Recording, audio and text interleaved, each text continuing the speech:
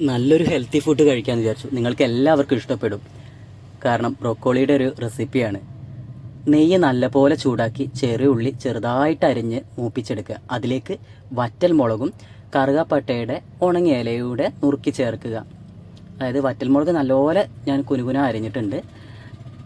ഇനി മഞ്ഞൾപ്പൊടിയും ഉപ്പും കൂടി ചേർത്ത് കഴുകി വെച്ചിട്ടുള്ള ക്യാരറ്റും ബ്രോക്കോളിയും കോളിഫ്ലവറും കൂടെ ഇതിനകത്ത് ചേർത്ത് നല്ലപോലെ ഇളക്കുക. ഇനി ഒന്നങ്ങോട്ട് വഴന്നു വരുമ്പോൾ നമുക്കതിലേക്ക് കുറച്ച് ചതച്ച, അതായത് ഒരുപാട് പൊടിയാവാതെ ചതച്ച കുരുമുളക് പൊടി കൂടെ ചേർക്കുക. അതിലേക്ക് കുറച്ച് ഉപ്പും കൂടെ ചേർത്തതിന് ശേഷം ഒന്നും കൂടി അടച്ചു വെച്ച് വേവിക്കാം. ഇതൊന്ന് നല്ലപോലെ ഇളക്കി അടച്ചു വെച്ച് വേവിച്ചതിന് ശേഷം കുറച്ച് വെള്ളമൊക്കെ ഉണ്ടാവും, അത് ഒക്കെ ഒന്ന് വറ്റി വരണം. അപ്പോൾ നമുക്ക് ഇതിലേക്ക് ഈ ഒരു രീതിയിൽ വെന്ത് വരുമ്പോൾ നമുക്ക് ഇതിനകത്തേക്ക് അലിയിച്ച് വെച്ചിട്ടുണ്ടായിരുന്നുള്ള കോൺഫ്ലവറും കൂടി ചേർക്കാം. എന്നിട്ട് കുറച്ച് സോയാ സോസും കുറച്ച് കെച്ചപ്പോ അല്ലെങ്കിൽ ടൊമാറ്റോ സോസും കൂടെ ചേർത്തതിന് ശേഷം നല്ലപോലെ അടച്ചു വെച്ച് വേവിക്കാം.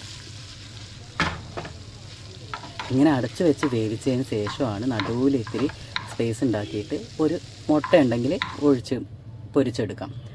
ഞാനിവിടെ എടുത്തുള്ള 2 കൊഞ്ചിയുള്ള ഒരു മുട്ടയാണ്. അങ്ങനെ നടുവിലേക്ക് ഒഴിച്ചതിന് ശേഷം അതൊന്ന് പൊരിച്ചെടുക്കാം. പൊരിച്ചെടുക്കുമ്പോൾ നമ്മൾ അതിനകത്ത് എക്സ്ട്രാ കുറച്ച് കൂടെ കുരുമുളകും ഉപ്പും കൂടെ ചേർക്കണം. എന്നിട്ട് ഇതുപോലെ നല്ല പോലെ ഒന്ന് ഉടച്ചെടുക്കണം. ഉപ്പും കുരുമുളകും ചേർക്കാം. എന്നിട്ട് നമുക്ക് ഇത് നല്ലപോലെ ഒന്ന് ഉടച്ചെടുക്കാം. നല്ലൊരു ഹെൽത്തി ആയിട്ടുള്ള ഫുഡാണ്. ടേസ്റ്റും അതുപോലെ ബ്രോക്കോളിയൊക്കെ ആകുമ്പോൾ നമുക്ക് അത്രയും ഇഷ്ടപ്പെടില്ല എന്നൊക്കെ വിചാരിക്കും. പക്ഷേ ഇത് സിമ്പിളാണ്. ഒരുപാട് സാധനങ്ങൾ ഉണ്ടെന്നുണ്ടെങ്കിലും നല്ല ടേസ്റ്റി ആയിട്ടുള്ളൊരു ഫുഡാണ്. നിങ്ങൾക്ക് എല്ലാവർക്കും ഇഷ്ടപ്പെടും. നിങ്ങൾക്ക് അപ്പത്തിലേക്കോ അല്ലെങ്കിൽ ചപ്പാത്തിയിലേക്കോ ഒക്കെ ഉപയോഗിക്കാം.